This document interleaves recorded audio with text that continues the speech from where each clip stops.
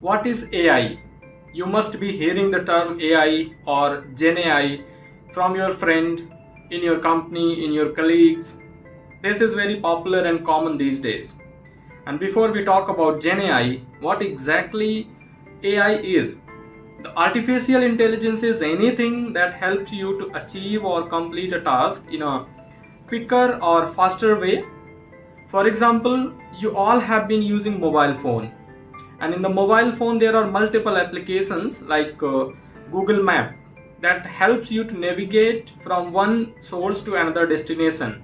It draws the complete map. It tells you from where to take the U-turn, which exit you need to take to reach out the specific destination that you specify. There are other examples of traditional AI like Amazon Alexa, Google Echo. These are also AI, but these are traditional AI. You can also say that these are weak AI.